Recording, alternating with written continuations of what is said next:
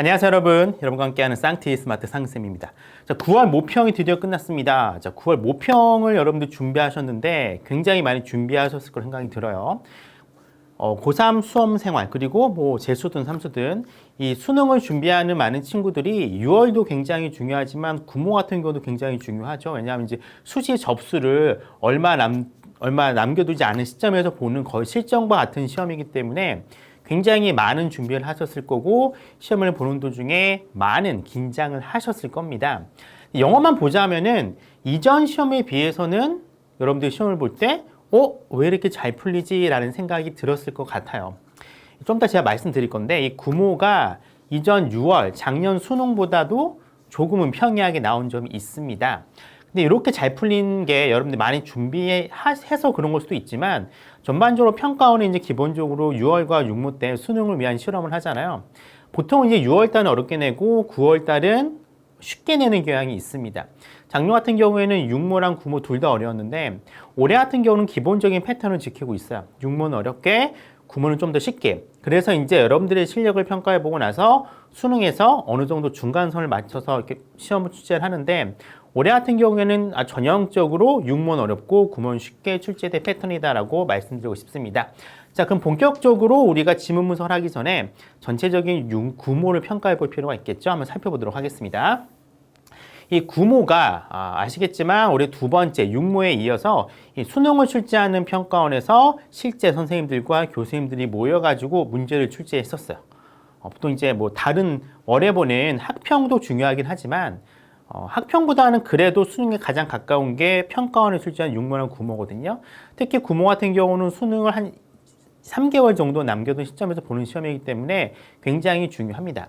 영어 같은 경우에는 6모 때는 굉장히 어려웠었어요, 여러분들이. 그렇죠? 독해 난이도가 조금 있었는데 올해 같은 경우에는 읽어보셔도 아시겠지만 막히는 부분이 별로 없었습니다. 술술술 독해가 됐어요.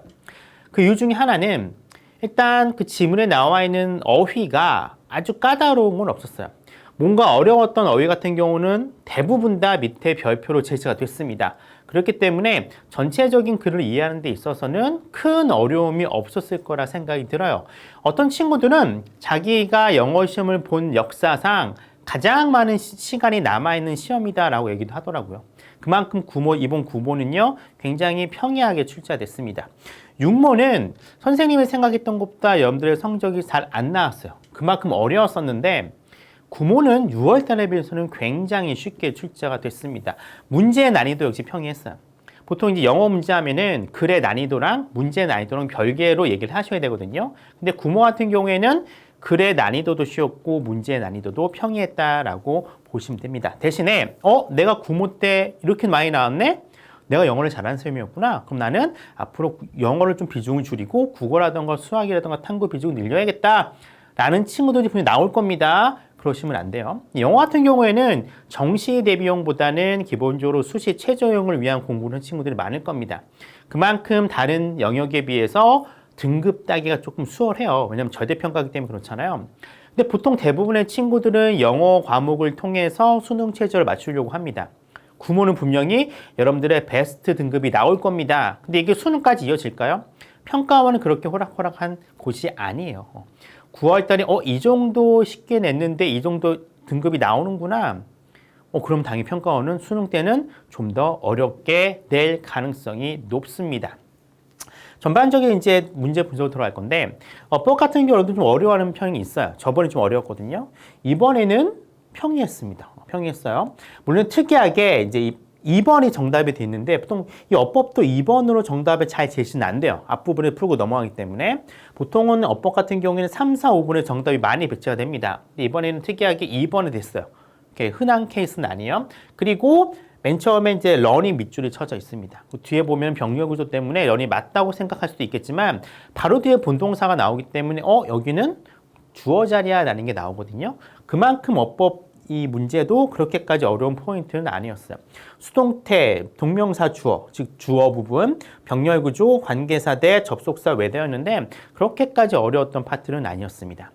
자, 어휘 문제는 6모 때 어휘 문제는 그렇게 좀 어렵게 나오진 않았어요. 밑줄 친 어휘도 굉장히 쉬웠고요.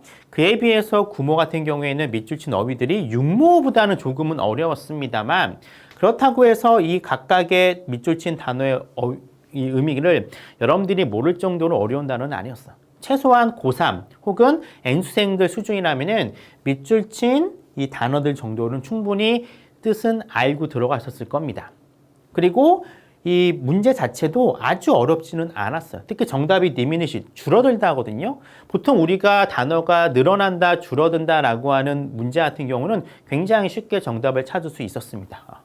구모, 어휘도 어렵다라고는 했지만 이 어휘 자체는 어렵진 않았어요. 독해만 어느 정도 했으면 충분히 정답은 맞췄을 거라 생각이 듭니다.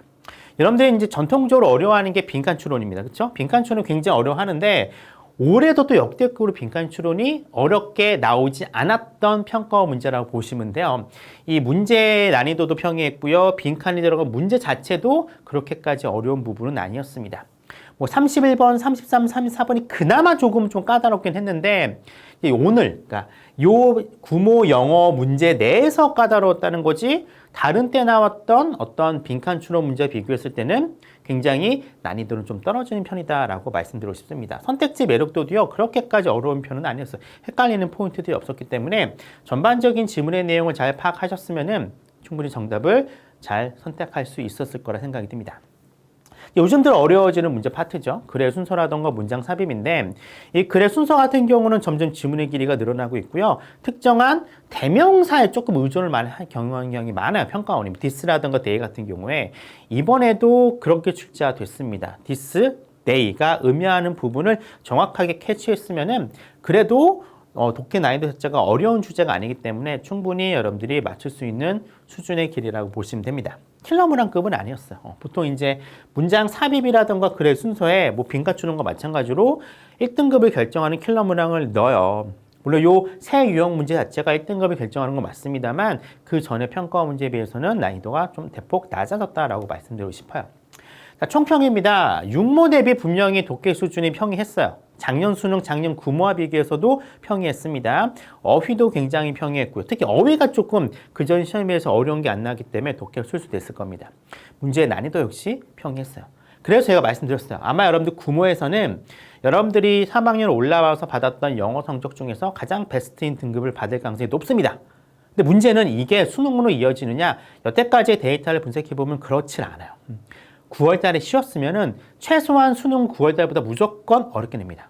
아마도 이번 9월 달, 6월 달이 아까 좀 더 말씀드릴 건데, 올해 6월 달이 5.74%였어요, 1등급이요. 굉장히 낮았어요. 그렇죠? 절대평가임에도 불구하고 상대평가 1등급이 4%잖아요. 4%에 육박하게끔 나왔습니다. 어려웠어요. 그렇죠? 작년 같은 경우에는 6월도 어렵고 구모가 진짜 어려웠거든요. 그리고 수능이 작년이 3개 평가원 중에서 그나마 쉽긴 했지만 그래도 6%였어요. 보통 우리 절대평가라고 하면 1등급은 8에서 10% 정도를 맞춰줘야 되거든요. 쉽게 나오면 15%까지. 근데 작년은 굉장히 어렵게 나왔어요. 올해 같은 경우에 6모가 어렵게 나왔습니다. 9월달은 굉장히 쉽게 나와서 9월달은 2배 정도 늘지 않을까. 10% 정도까지는 갈 것 같아요. 그러면 실제 수능은 어떻게 될까요?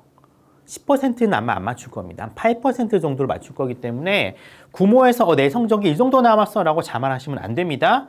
영어 같은 경우는 충분히 어렵게 나올 수도 있고요. 영어 같은 경우는 절대적으로 수능 체제를 위해서 여러분들이 목표로 한 등급을 반드시 받아야 되는 과목입니다. 그렇기 때문에 영어 공부를요, 수능 때까지 놓치지 마시고요. 여러분들이 목표로 했던 수준만큼 매일매일 소화하시는 그런 계획대로 진행하셔야 됩니다. 그렇지 않으면 정말로 수능에서 큰 거 다칠 수 있습니다.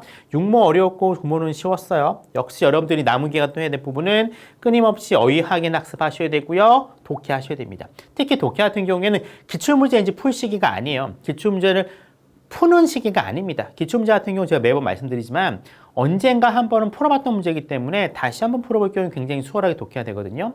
여러분들이 이제부터 풀어야 될 문제는요, 기출이 되지 않았던 새로운 문제 집으로 혹은 문제로 계속해서 풀어주셔야 돼요. 가장 이상적인 거는 매일 모의고사 1회 정도의 문제 정도는 소화하셔야 됩니다.